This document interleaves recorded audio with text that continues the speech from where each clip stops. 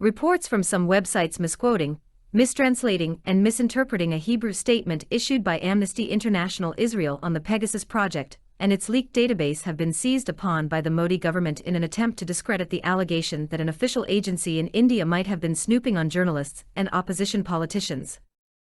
In a sharply worded official statement issued on Thursday afternoon in response to what it said were false allegations on social media and inaccurate media stories in relation to the Pegasus Project, Amnesty International said, Amnesty International categorically stands by the findings of the Pegasus Project, and that the data is irrefutably linked to potential targets of NSO Group's Pegasus spyware. The false rumors being pushed on social media are intended to distract from the widespread unlawful targeting of journalists, activists, and others that the Pegasus Project has revealed. Amnesty International has said it will issue an English translation of the Amnesty International Israel statement shortly. The Wire also spoke to Gil Nave, spokesperson of Amnesty International Israel, who confirmed that the organization's Hebrew statement had been wrongly reported by a section of the media in Israel and is being wrongly quoted in English. Nave said that Amnesty's Hebrew statement had described the leaked data at the heart of the Pegasus Project in exactly the same way as the 17 media organizations which are part of the global investigation. Amnesty International is a part of the project, and its technical lab has conducted a forensic examination of 67 phones operated by persons on the database, 37 of which were found to have evidence of a successful or attempted Pegasus hack. Pegasus is military-grade spyware sold by the Israeli company NSO Group to vetted governments around the world. The company does not disclose the identity of its customers, but the presence of Pegasus infections on the smartphones of journalists, an opposition leader, and others is evidence the spyware has been deployed in India by some official agency or agencies. One of the false stories doing the rounds is that Amnesty says the list of numbers is indicative of NSO customers.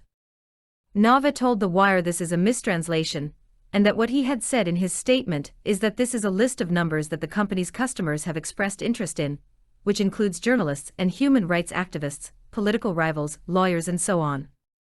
The Amnesty Israel statement had also reiterated what the 17 media partners on the Pegasus Project have been saying about the leaked database, which is that it has never presented this list as the list of numbers infected with NSO's Pegasus spyware.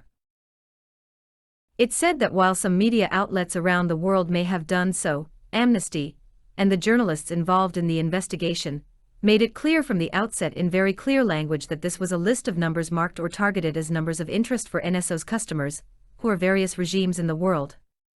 Emphasis added, in all their reporting, the 17 media organizations involved with the Pegasus Project have stuck to a responsible and cautious description of the database, even if other media organizations that are following the story may have used looser language. The Pegasus Project Consortium has never implied, and does not believe that all phone numbers present on the leaked list of 50,000 witnessed infiltration attempts, or were successfully snooped upon by governments using the Pegasus spyware. What the media partners on the project believe it to be is a list of persons of interest selected by clients of NSO Group, or, in other words, possible candidates for surveillance. There are multiple takeaways from our investigation of the database of phone numbers.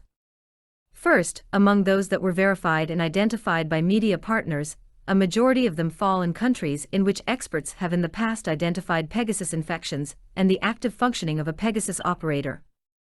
Second, and more importantly, the forensic analysis of 37 phones from the list shows in most cases a strong correlation between the time a phone number appears in the leaked records and the beginning of surveillance. The gap usually ranges between a few minutes or a couple of hours.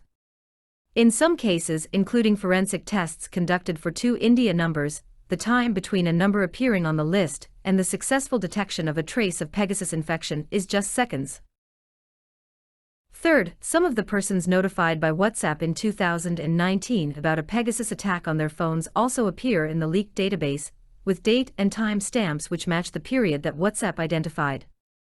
While not all phones whose numbers were verified could undergo forensic analysis for a number of reasons, which are laid out in our FAQ, the above-mentioned correlation suggests that for a small cross-section of numbers, their presence on the list was linked to specific targeting and snooping by a client of the NSO Group.